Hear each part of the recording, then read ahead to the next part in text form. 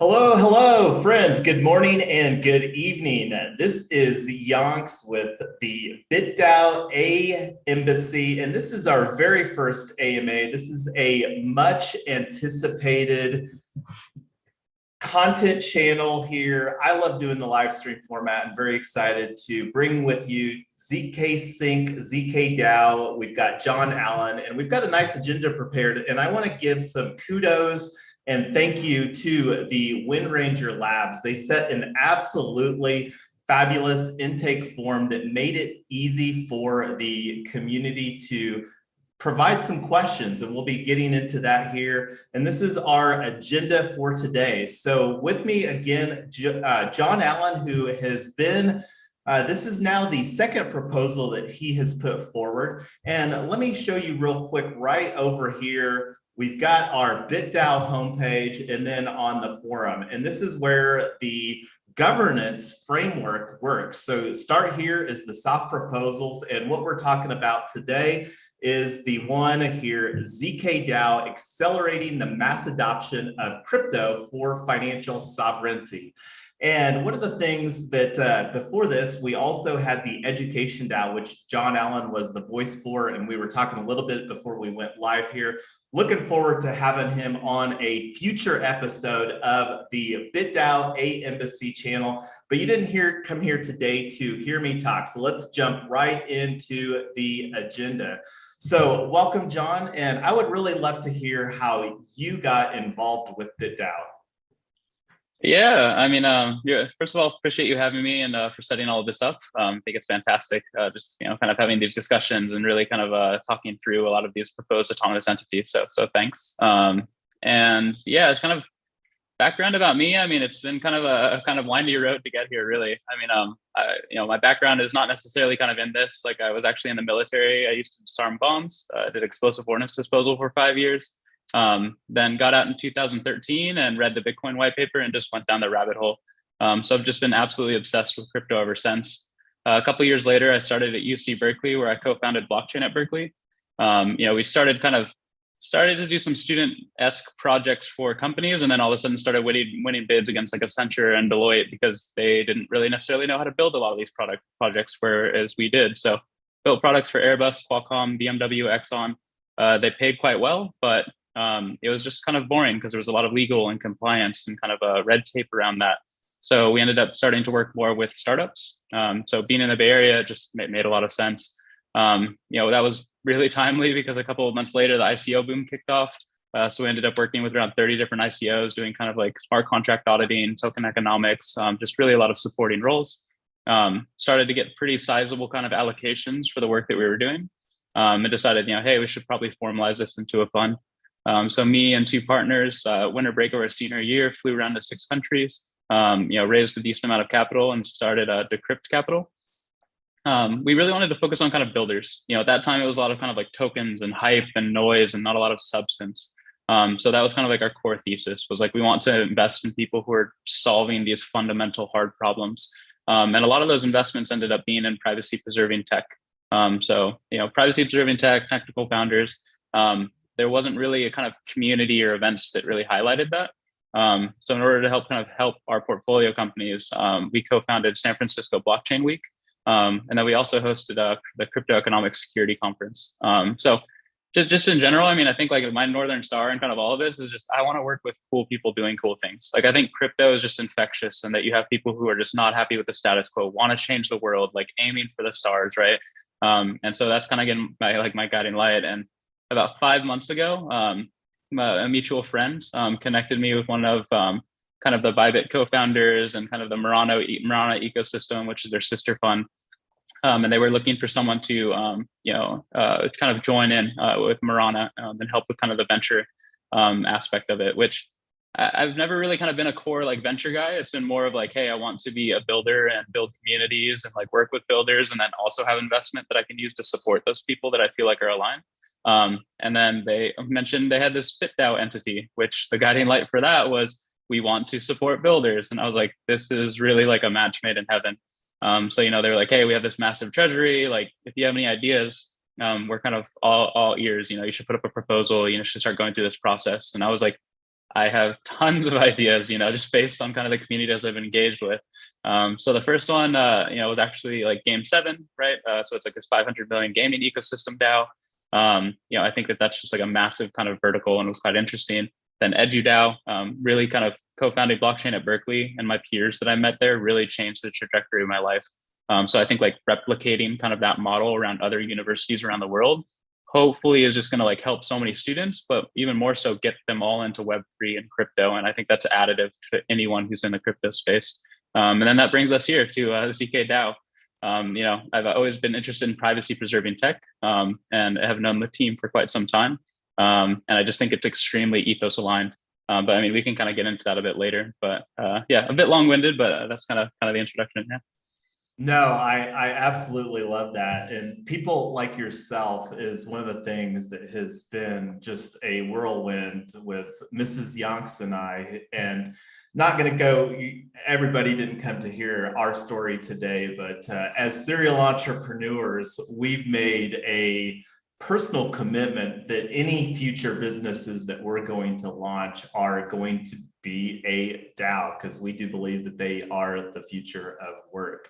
And you don't have to look very long down my Twitter list to see that that's the case. But anyway, so tell us, and I'm sure there's going to be interest from myself and the rest of the community, because obviously the way that you structure proposals has received the support of the entire BitDAO process as far as the governance process today. And I think that that's a longer conversation in and of itself as far as how that you could potentially provide some strategies, because I think that that's a huge opportunity. And that's one of the things as a founding ambassador here through the BitDAO Æmbassy, that looking forward to having a better understanding of that process. Because like you said, there's a lot of capital, but we also want to be good stewards of that capital. So tell us, we're just going to actually walk through here, but tell us the overview of this proposal that you put forward for zkDAO, because that's why we're all here today. Yeah, no, happy to. And yeah, totally interested in kind of doing a kind of like proposal. I'd love further discussion later on. I would love to see more proposals and more people drafting these. So definitely have interest in that. So in general, I think like, as you have it up, like we have a decent kind of like highlight, but it's just generally intended to be an ecosystem support, like kind of accelerator fund for the zk Sync ecosystem. What's kind of neat about it, and I mentioned it before, is like just that ethos alignment. They want to have this be a totally community-owned platform. They want to open source everything. Nothing is patented. There's no restrictive licensing. I think if you assume that because BitDAO is going for this narrative of like fractal growth and really being this like coordination layer of the world, it's going to need some kind of scaling solution. And I think with like, given that assumption, if you look at some of the current kind of solutions today, I think you'd be hard pressed to find a company or kind of like a platform that's like more aligned and just kind of the ethos of having it be community owned, like just like BitDAO, right? And so I think like that kind of like DAO to zk Sync alignment is actually quite interesting. In general, kind of like the initial mandate is like 7.5% is going to grants. So this will be just toward people, individuals who they think are doing kind of good things in this space that are supportive of kind of zk Sync and zk rollups in general. Another 7.5% is going to security and audit. What I think is interesting about that is, a lot of this new infrastructure, a lot of people are concerned about, hey, if I port over my dApp, is it going to be safe? I also think that, there's been a lot of kind of best practices and standards enforced on ETH layer 1, but when you move to layer 2, there's some interesting kind of edge cases perhaps, right? And so being thoughtful about security and making sure that people feel confident when they're using applications on zk Sync, I think is going to be like a huge differentiator. Strategic capital is kind of the main tranche. So that's going to be direct funding into projects in exchange for like maybe some equity or tokens or, just kind of more the traditional kind of strategic capital funding. R&D, I think is an interesting piece because this is more so about kind of the hardware and like FPGAs and maybe eventually ASICs and things to kind of really expedite the current bottleneck, which is generating these proofs. So zk snarks are extremely kind of succinct. They're quick to verify, but really kind of just generating that initial proof is a kind of a bit challenging and a bit slow. And so if you get these kind of upgrades in hardware and facilitate the ability to create these proofs faster, that's just going to expedite things, allow more transactions per second, and just be quite beneficial. 5% is going to education. So this is going to be just general events for individuals to come to, where they can learn about this. It's going to be kind of developers and just kind of the general public. I think it is. I was gonna say apologies. I have a little construction apparently today. I was hoping it was done, but yeah, somebody apparently above my apartment is getting a remodel. But yeah, this also goes to kind of just educating, even officials. I think like the legislation and kind of like the legal governing of a lot of these things is quite important. And so making sure that just everyone is kind of educated about, the ramifications and implications of this new technology is quite important. And then the last 5% is going to operations. We fully support having kind of these decentralized autonomous entities, just completely governed by the community. That's definitely the North Star. I think initially, one, you're going to have like the legal setup costs, two, you're going to have some compliance, like you can't necessarily get away from some of that. If you want to do something kind of at this scale, then there's also going to be, I think, like some core community members that, if they're extremely involved, really treating this like a full-time job, rewarding them in some capacity and engaging them so that this can really reach its full potential is something we want to have the capacity to do. So, so that's kind of just the breakdown of that. As far as like the funding, it's $200 million across 5 tranches. So the first one would be 40 million, and then every subsequent one would be 40 million. And it's going to be based on like achieved milestones. So in phase 1, this will be set by the steering committee. I can get into a little more details later, but it's going to be basically kind of the core metrics we think are important. And it's going to be in conversation kind of with the BitDAO community and some of like, the people who are kind of more involved in this to see kind of what makes sense, with the goal of kind of for that tranche 2, you kind of have to go and present your resume kind of based on these items. And so that's kind of the general kind of gist of it. And I'm sure that there's people that are wondering when token or when airdrop. So don't even bother asking those questions, because we're not going to get an answer on those today. But if you do have a question, we will be checking the YouTube here later during the live stream. And I do believe that we do have some questions that have already been asked that will go into these here. So what else would you like to tell us about zkDAO before we start looking at some of these questions that have been asked? Yeah, I mean, I think the biggest piece is just that they're extremely excited. When we first started discussing, they kind of reached out and we started talking about it.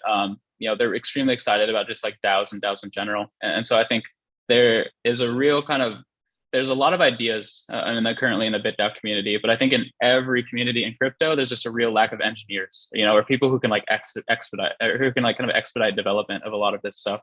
So I think having a team that has shown a record of being able to execute faster than anyone expected, like, kind of with their ZK EVM, people thought this was still like 2-3 years out, right? And should be launching, so sometime this year, like fairly shortly. And so, just having that developer kind of resources and people, people being thoughtful about how to kind of scale DAOs and provide tooling and kind of fill some of those gaps that BitDAO and just DAOs at large really need. I think I'm quite excited about that. And it seems like there's a lot of excitement on their side as well. So, yeah. Well, I had to share, because that was some words of wisdom right there from Jon Allen. Proven teams that can execute fast. But is that a solid takeaway from this segment?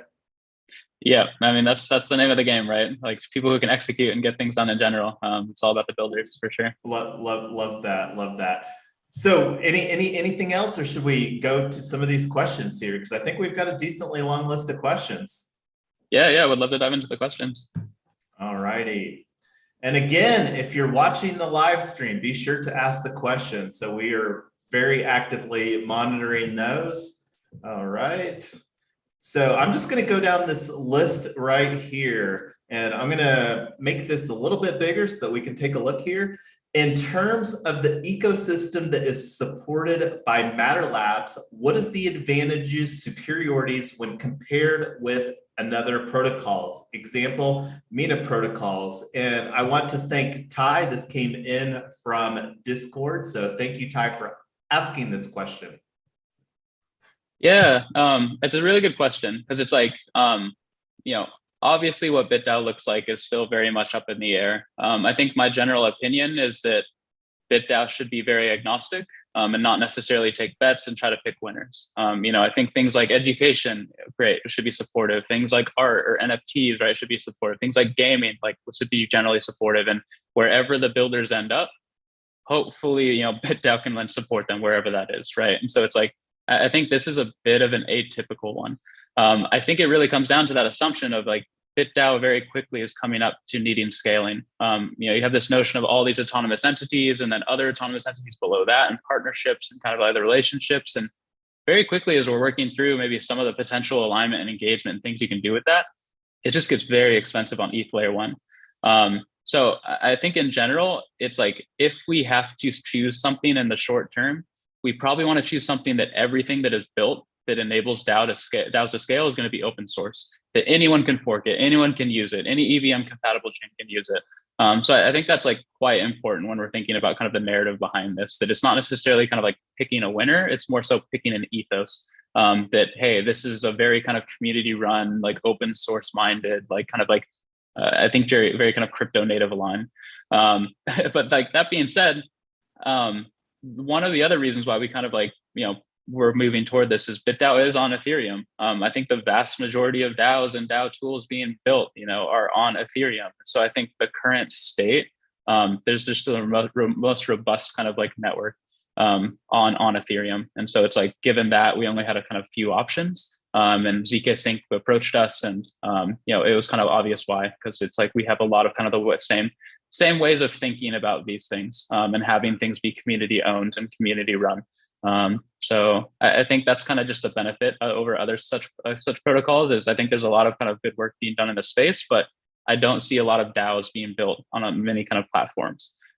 So that kind of routes us to Ethereum, and then I think based on Ethereum, kind of the different options. Not many of them kind of share that kind of open source kind of no patents, like no restrictive licensing. So yeah. No, that's some words right there. I love that. Thank you so much. So let's go to the next question here. How do you plan to bring in builders? And I have to chime in because comment from Mrs. Yonks here. Love it. It's all about the builders. And this is definitely related to this question. So again, how do you plan to bring in the builders, innovative investors, and educators around zk Tech into this DAO to participate in the steering voting committee? Though I don't know what it should be called, as both are planned to be dissolved in the future. And this came in directly from the forum. This is a great question because we, again, are talking about the builders here, and I love that. Yeah, I mean, because that's the most important thing, right? I think is like getting kind of that core batch of individuals who can help set some of the framework, and then allow this just for progressively kind of be decentralized to the community, where you have individuals from the community who are very passionate, self-select, and then be part of kind of like that voting body, or steering voting committee, whatever it ends up being kind of at the end state. Initially, we're calling it a steering committee. I would say what's great is, the way that zkSync is structured, a lot of their raises is that they're not having kind of VCs take like massive kind of amounts. And so it's like only a few investors. Like I think they have something over like 200 investors. And a lot of these individuals are just extremely involved in the Ethereum community, extremely involved in zero knowledge kind of like tech. And so I think that's quite helpful that they already have this very robust kind of established community that has a lot of the skill set that I think it needs for this to succeed. So that's kind of the low hanging fruit. Obviously, if they're already investors, it's very easy for zkSync to reach out to them and ask them to be involved. I think that that's probably a good step. But then just in general, there's going to be kind of, we're working on getting a landing page up for this, but there's basically going to be, hey, this form you can fill out and be like, hey, do you want to be involved? And so I really think like that's what I love about this like BitDAO soft proposal phase is it's like, hey, here's a framework. Here's kind of this minimum viable kind of design that we think makes sense. Hey, are you interested in plugging in? Reach out. And we've seen that with Game 7. We've seen that with EduDAO. We get a couple hundred responses, and like around a dozen of those are just phenomenal individuals who you probably never would have heard of unless they kind of like saw one of the posts and reached out and filled out a form. And so I think that's the beauty of Web3 is you don't know who's out there. You don't know who's aligned. You don't know who can be additive. until you really open that up. So I think we'll probably kind of have that form for people to fill out. I think there's like kind of a robust network already supporting zk Sync that we can draw from.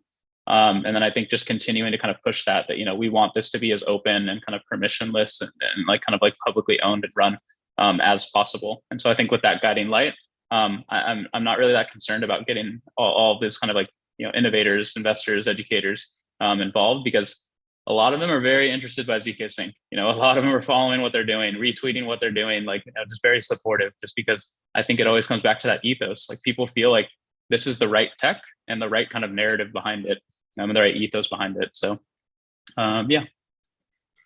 Well, and you have my personal vote whenever this form does come forward. Love participating in DAOs, and BitDAO is only one of a handful of DAOs that Mrs. Yonks and I participate in. And out of the ones that have come through the pipeline, I mean, I do consider myself a gamer, but I also understand that I have an addictive personality towards gaming, and I would rather spend my efforts being a builder here in the DAO and Web3 ecosystem. And I am very passionate about education, but the tech, I mean, that's where my personal ethos is. So this is, out of the ones that I've seen come through the pipeline, this is one that I'm personally most interested in. So, and I'm sure that there's going to be many more conversations coming through the BitDAO Æmbassy here, which is Autonomous Entity Embassy, and love that we're starting to mobilize to support the BitDAO ecosystem here.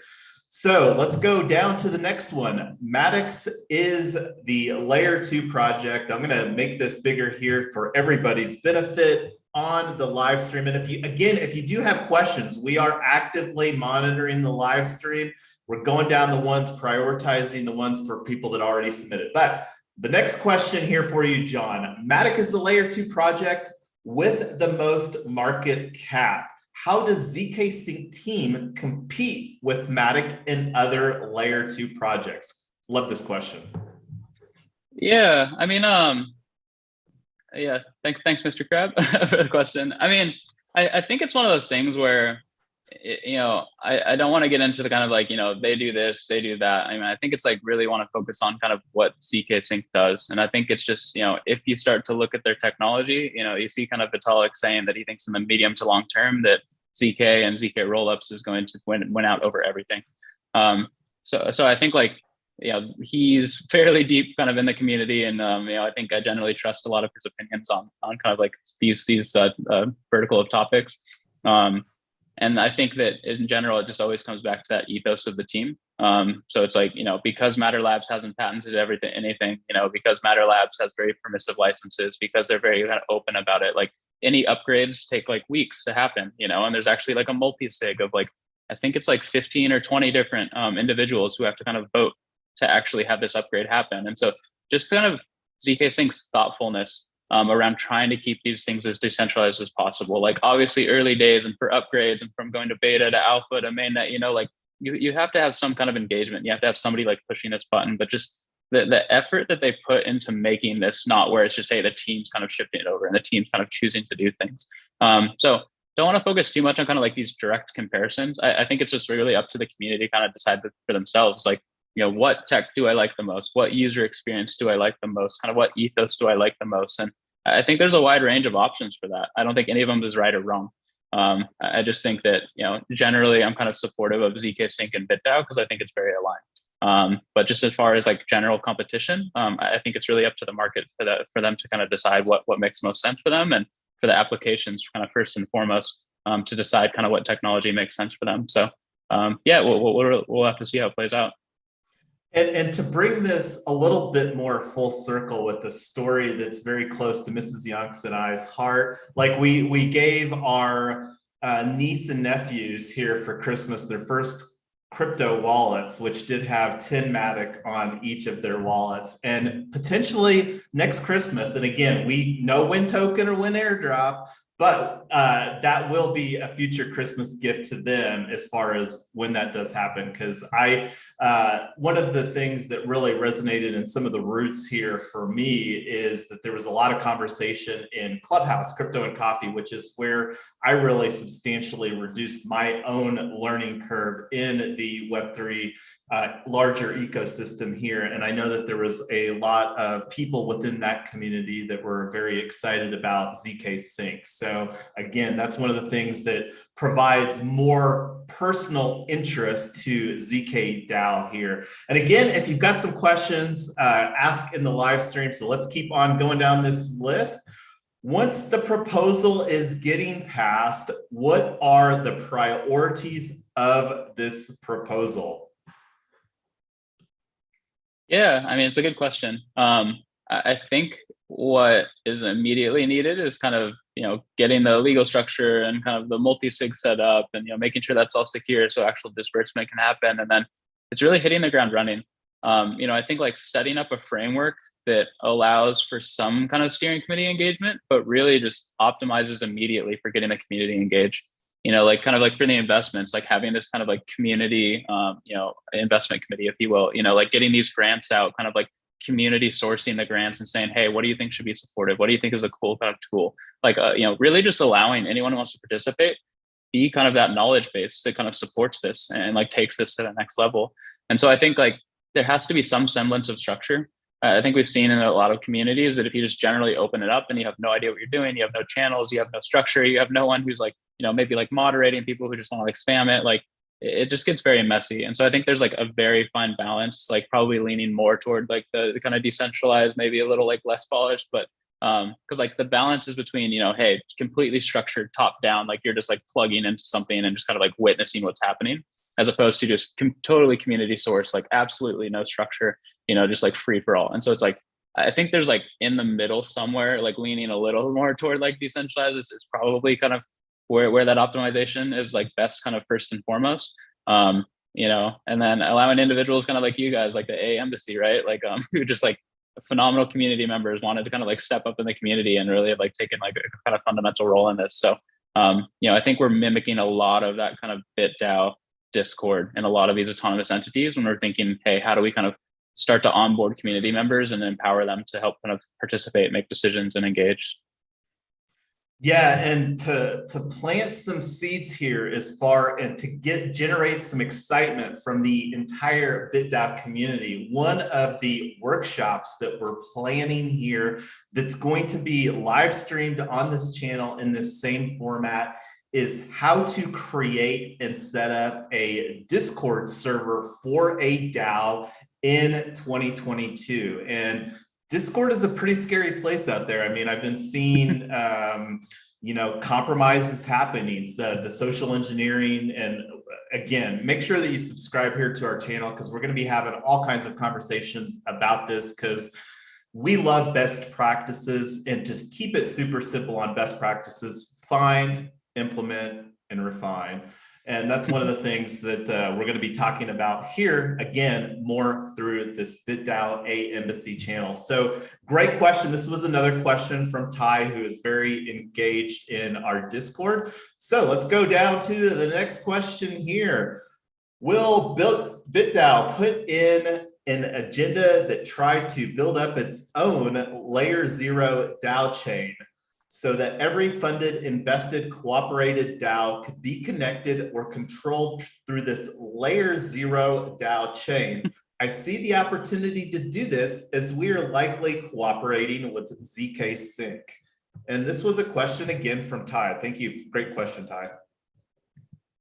Yeah, I mean, a lot to unpack here. I mean, I'm interested in seeing like what this layer 0 construction would look like, but yeah, it's like, so I think in general, I would say that the BitDAO community is run by the community. And so if someone can find a team who can execute on this and has the ability to do this, and it's a compelling idea and we see that it's needed and it's a value add, and they post it on the like as a soft proposal and like the community likes it, anything is possible, right? And so I think this is no different. I think like given those kind of bounds, right? Like if you can find someone who can execute on it, who's like a visionary, like who has kind of the background that shows, hey, they can definitely execute on something like this. I mean, I think anything is possible. But in general, I like to go back to that. Maybe it doesn't make sense for kind of to pick kind of like these like infrastructure bets. Maybe it makes sense to kind of like partner what makes sense. But if you think this like layer 0 DAO chain is like very beneficial to all these DAOs that we're making and have some construction in mind, like I think it's something interesting to follow. Like it really is up to kind of people to kind of put these proposals together and get the community excited about it.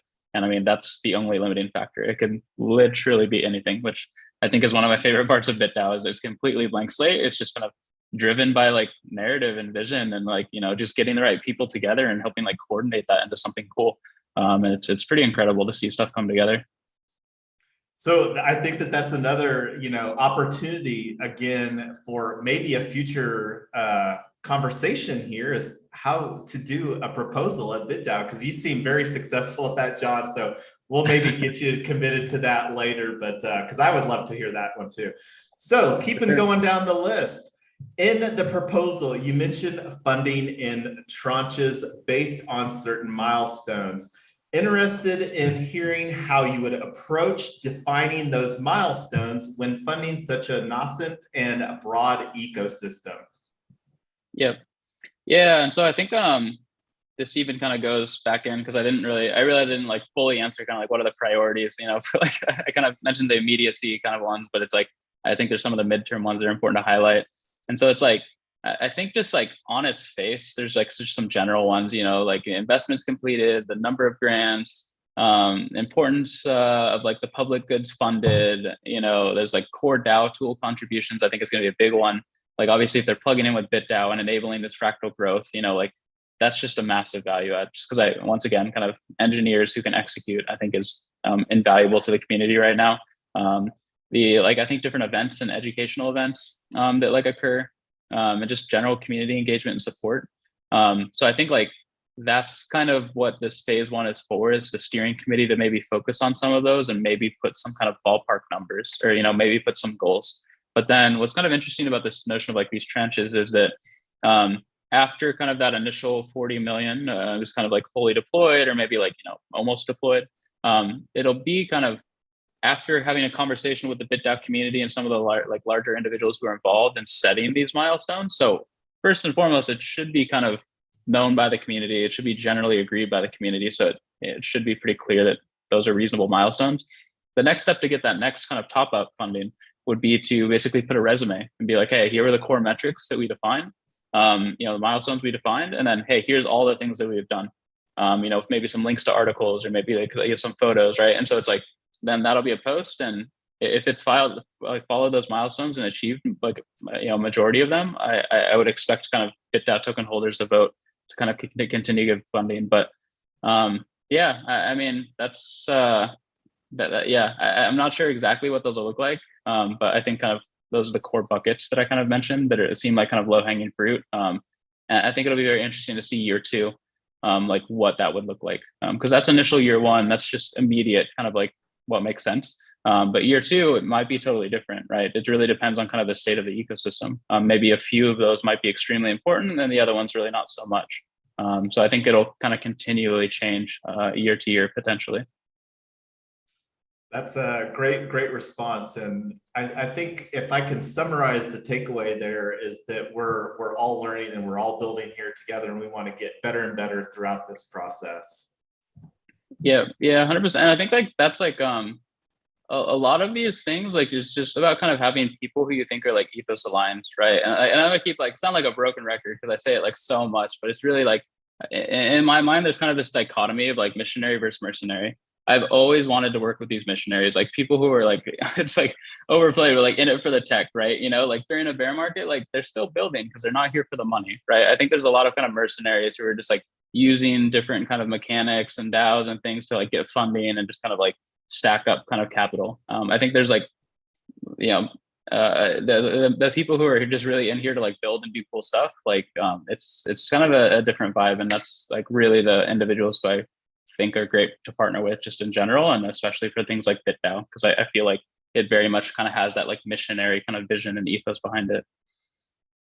Yeah, when you take out and I know that we as humans always ask the "what's in it for me" question, but you can definitely tell. Like I think the mercenary example was a great more words of wisdom. Thank you for that. So, what does this proposal mean for other AEs? And we use that here, like A Embassy, autonomous entity like EduDAO or Game7. Will they work together? Yeah, so I think that's like one of the more powerful pieces that I hope comes about for BitDAO is that you have a lot of these phenomenal DAOs who are just kind of building, not necessarily in isolation, right? But it's like that's kind of just that one brand. I think something like BitDAO has this umbrella that if we start kind of scoping out these core verticals like gaming and DeFi and privacy, and education, and like just like supporting all these general buckets, I think it starts to make sense where it's like, hey, if I need help in any one of these or I want to partner with this, I would probably reach out to another one of these autonomous entities. And so it's kind of this notion of like, kind of like loosely connected autonomous entities will hopefully kind of empower each other. And because they're all building with this kind of open source, kind of community centric, community run mandate, I think that's kind of one of the core alignment when it comes to working together. Obviously, there's like no kind of requirements where it's like something like Game7, like all their games they support have to be built on zk Sync. Like it has to be extremely agnostic. I think especially for education as well. Like we're not trying to like force students to be like, hey, this is the future. It's really like I imagine that zk Sync could go and give a workshop. I also think all the other platforms can go and give a workshop because we really just want to set students up to be kind of make the best informed decision after they graduate. Or if they want to maybe do a project before they graduate. Same with Game7, like it's just being able to make the most informed decision of given kind of the mission and kind of like the needs of the game, what is kind of the best use for that. So I think that there's a lot of room for coordination and for, in them working together. I think it's kind of like fundamentally aligned as far as like the vision, but it all comes down to, is it the best solution? And I think everyone who's running, like everyone who's involved in these AEs should like keep that mindset. That it's like, hey, just keep it agnostic, keep it builder centric, keep it kind of like a very high bar. There's no need to kind of be beholden to anyone or kind of but hopefully all these things start to work together because we think I think in general a lot of these autonomous entities are picking very good, talented, passionate partners, very capable partners. So perhaps, and I hopefully end up working together quite a bit. No, that's great. And that's one of the things I'm hoping to see more of in 2022 is DAO to DAO collaboration. And I think from a tooling standpoint, the easier that we can make that happen will be beneficial for the larger DAO and Web3 ecosystem. So another great question from Ty there. So how can zkDAO help BitDAO create a coordination layer for DAOs and Web3 more generally? Yeah, so I think maybe important to highlight, because I'm not sure if that was the intent, is like we're not planning on creating like a completely separate new layer, just like BitDAO centric. It's more so like zk Sync is launching their own layer 2 solution, and I think that given kind of some of the current constraints on just a lot of these autonomous entities or DAOs we talk with, like have these really cool ideas for community participation or engagement. Like if maybe people can have like kind of membership NFTs that show they're like part of something, or we talked to a lot of other DAOs that because like obviously we're quite involved in the DAO space, and it's like I've talked to a lot of these DAOs and said, hey, what are the things that you want to do to kind of engage your community? And a lot of them require like a layer 1 kind of ETH transaction. And if you start to think about the kind of like scale of what BitDAO is trying to create, if you have these thousands of transactions, at the kind of current fees, it just gets quite expensive. And so I think like in order to have a coordination layer, you should try to have as much kind of on-chain engagement and participation as possible. And so I think in order to have like fully like Web3 native tools, as opposed to having kind of this clunky Web2 things kind of like duct taped to like a token, and then you try to handle as much off-chain as possible because it's cheap. I would love to see that no longer be a barrier, like transaction fees being a barrier to actually just being fully Web3 native, and having kind of most of this stuff flow on chain, be trackable, kind of like very open to the public. That's what I think they can really help in terms of coordination layer, is like truly having it be the coordination layer as opposed to, hey, it's just kind of maybe a settlement layer. And then we handle a lot of this other stuff and abstract it kind of off chain. That makes a lot of sense, and a lot of opportunities, I think, from a tooling standpoint to improve the overall user experience and user interface. So if this proposal passes, will you have any marketing to increase the exposure of both zkSync and BitDAO? Let me cite an example. EOS, they were very well known for their technology, but now it doesn't get used widely. Therefore, I am quite concerned about how BitDAO and zkSync will create great demand for their products. And another great question from Ty. Yeah, yeah. I mean, I think EOS is like a good example. And that anyway, not to kind of dwell on that. I mean, I think that was like a significant amount of marketing, right? And I think like a lot of individuals who were really paying attention to the technology had some kind of concerns, and that ended up kind of coming about. I think zkSync in general is a lot more kind of interesting as far as kind of like their long-term roadmap. But I think in general, it doesn't, this question kind of distills down to like tech doesn't matter, right? At a certain point, like as long as it's functional and it can meet certain requirements, like there's a few things that can like potentially match that, right? And so then what are the things over and above that? And so I think one, if you look at kind of the community, it's one of the most engaged community that I've seen. Like, just like, that the BitDAO kind of like tweet about the partnership was like far and away kind of the best performing as far as, individuals kind of just seeing it and like that public kind of like viewpoint, which I think is phenomenal that we're like tapping into this new kind of like very like hyper supportive community. I think that's great. Then as far as like for the marketing, I think like tapping into that community is pretty solid, but I think like this zkDAO is the thing that we really wanted to lean into, was like more, how can we incentivize builders maybe before kind of like zkSync itself maybe starts kind of incentivizing. And so it's like having kind of those grants process, we can award grants to people we think are extremely additive, who can then focus on helping kind of get zkSync ready. I think there's going to be a lot of builders who might be interested. There might be a lot of kind of new projects that can build on zkSync but need a little bit of funding. So I think having that kind of like large amount of capital to then support that. And I think one of the biggest things is just like a lot of these kind of like audits, if like someone's building and then they're like kind of a bit concerned about their project, but they can get an audit paid for by zkDAO. I think that's going to be like a huge motivator for developers. And there's just like a lot of kind of creative things you can do for these grants, where it's just like have kind of competitions. And I think like having just kind of this zkDAO entity being thoughtful and creative on how to best kind of grow and support this. And what's kind of interesting is it's also not this top-down marketing. It's really just the zkSync community all coming together and sharing ideas. And I think when you have like these thousands of people trying to come up with something, there's probably going to be one or two really phenomenal things that people haven't thought of, where like a lot of these kind of other layer 2s or layer 1s, when they've tried to kind of build a community or incentivize developers, maybe something new comes about that's very kind of specific to zkSync. So I think that's get that baseline of funding, engage their community, which I think is already pretty phenomenal, but then really get that baseline of funding with zkDAO to support builders and really incentivize kind of the growth and adoption of the platform. And then open it up to the community to also come up with ideas, and having that community crowdsource kind of ideation phase. I think between all of those, hopefully it goes quite well. Yeah, no, that provides good perspective on that.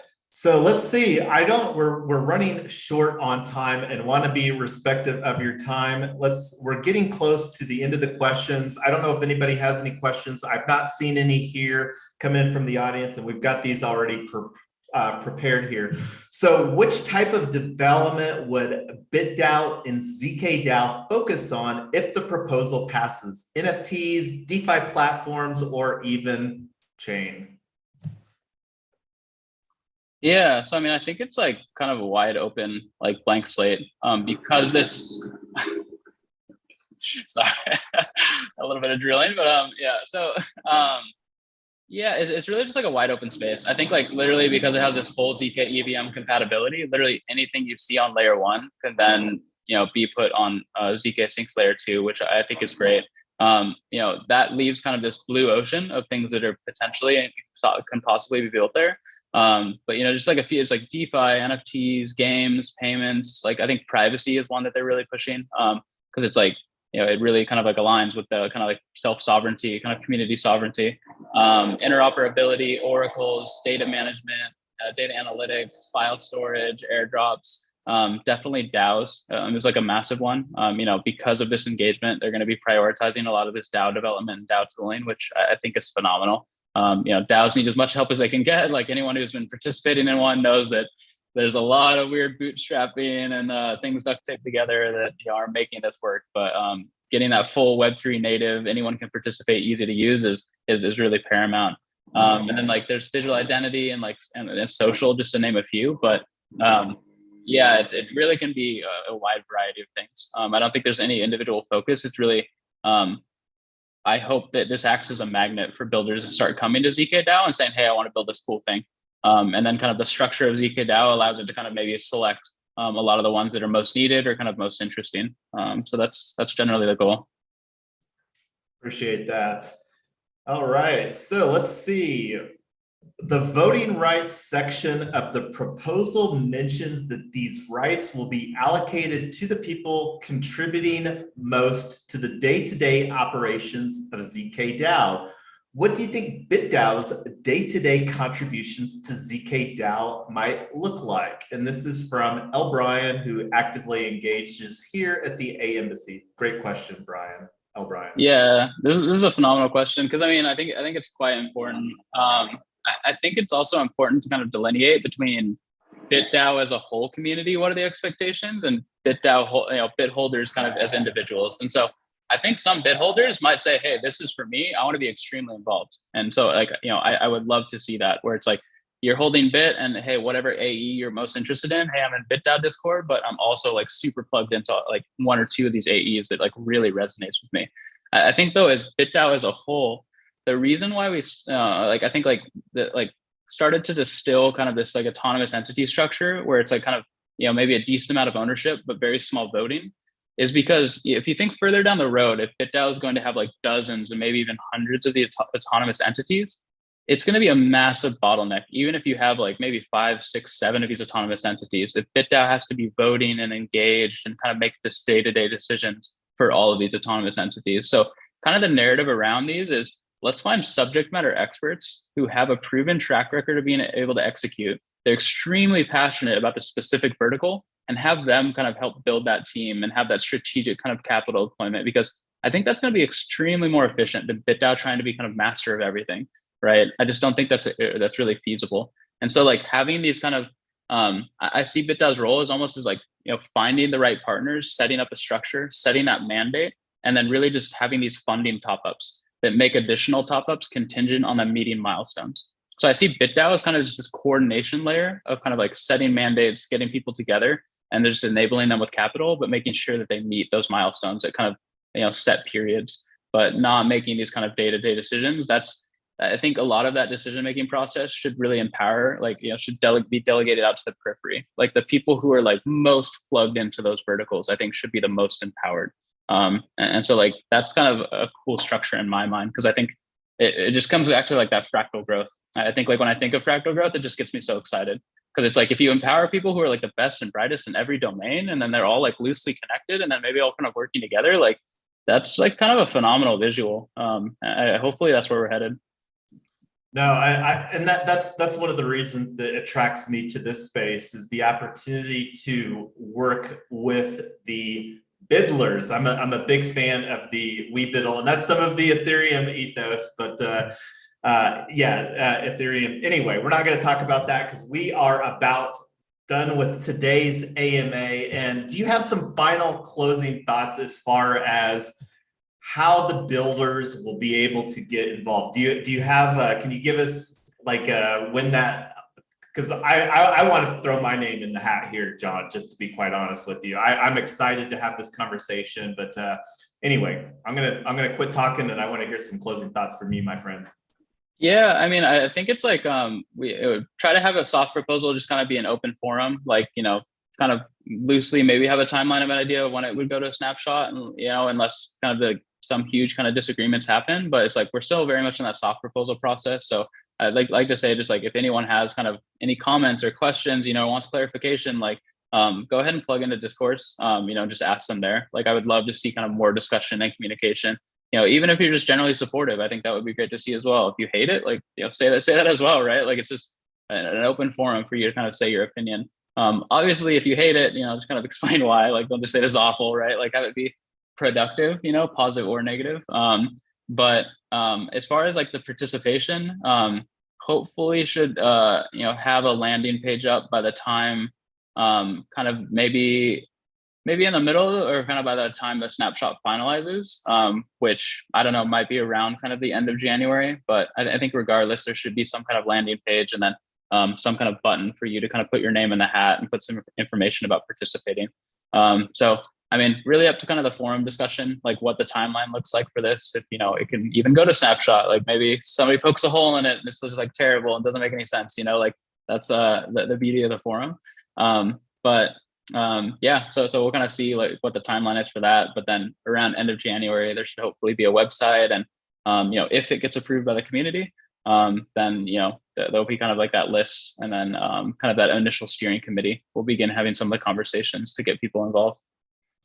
So I just got to put 1 or 2 final plugs in here from the YouTube participation today. How do we get zkDAO? We're not going to answer that question because that will come forward. But the other one, and this is the takeaway from the audience, is please hold another zkDAO AMA. And I would love to facilitate that conversation in the future when it makes sense. So thank you for your time today, Jon. Again, looking forward to having more conversations with you here from the BitDAO Embassy. Have a good day, sir. Yeah, thanks so much for all the effort and for hosting this. Yeah, appreciate it. Absolutely, it was my pleasure. That's why I love this format, is getting to meet and hang out with people such as yourself. Yeah, love it. All right, have a good one. Talk soon. Yep.